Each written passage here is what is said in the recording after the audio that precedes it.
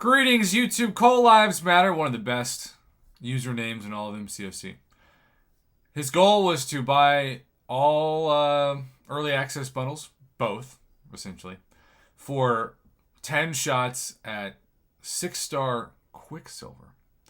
Well, that, of course, did not happen.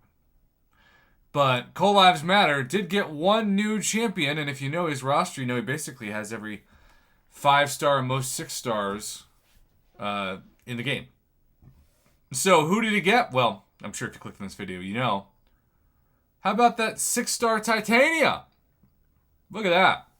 And, excuse me, apparently I'm allergic to 6-star Titania because I couldn't make it through that phrase without sneezing, which also means it's probably going to come back.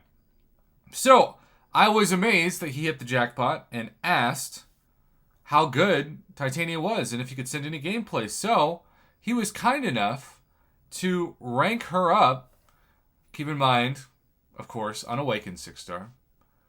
Don't immediately rush. Really, because of the tune down program, I would say don't use any awakening gems on any new champions anytime soon. They're the mastery setup, including 5 out of 5 in Mystic Dispersion. That's fascinating. This new button system can go to hell. It is just the worst. Alright, so here is Titania. I was interested in 5 out of 5 on Mystic Dispersion, but of course she's a science champion that doesn't apply to. She's going to stack some suppression. I'm going to actually hide my webcam so you can get the full view of the power bar.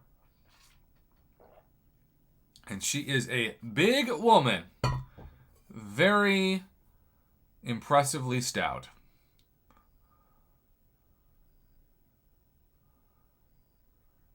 Plus 20% damage times the special 3. And there's the unblockable, unstoppable, and indestructible. Which does give her really good utility. And who knows, maybe she will be a defensive specialist in war. You never know. I'm done making guesses in that department because I'm usually wrong. Sometimes embarrassingly so. I called that Korg would be a good defender, but I also said Ghost would be a solid defender, and talk about something that was quickly phased out. Alright, here's a special 2. The Haymaker is ready. And you can see she just kind of hits like a 3-star in a way. And I'm not saying that there isn't a rotation to her. But survivability, I mean, she's got 14, 15 Furies, 16 Furies.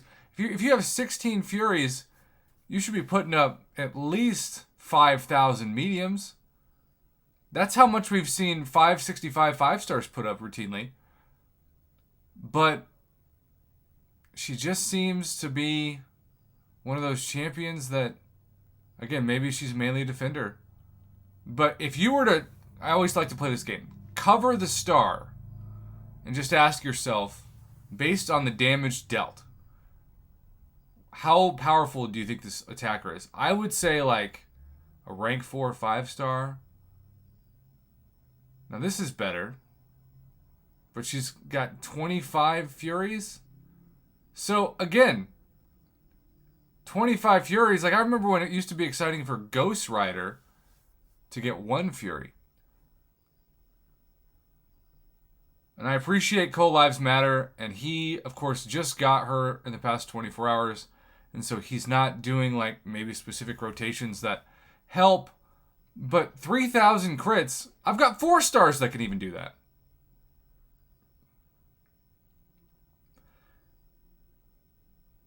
No 6-star that's this highly ranked, unawakened even, should take over 160, really now over 170 hits, maybe even over 180 hits by the time this is done, to take down Realm of Legends Winter Soldier. And you saw recoil damage.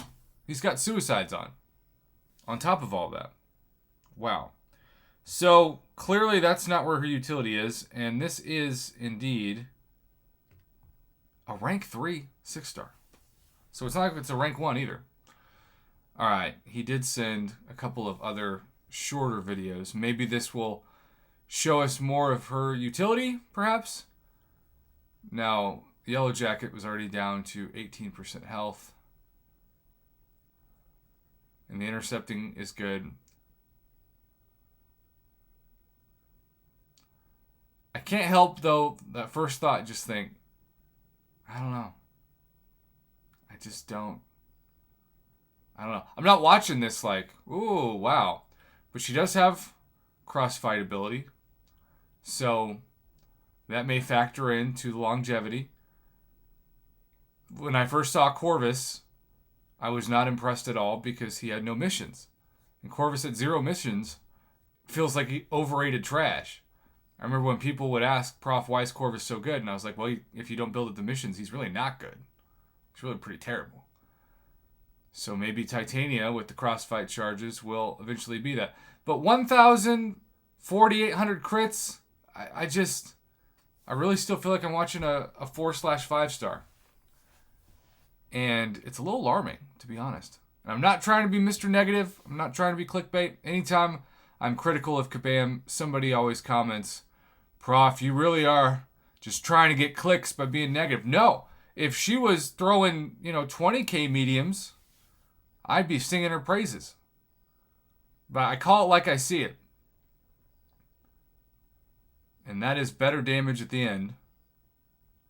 But I know plenty of 4-stars that can do it. I think there's one more video.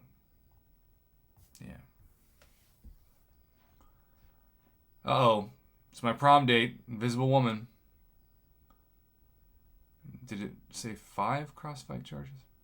Alright, so the invisibility kind of takes away some of that advantage of the indestructible at first.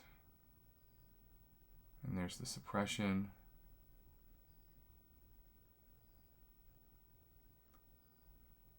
I do appreciate how easy it is to stand back from Invisible Woman's special too.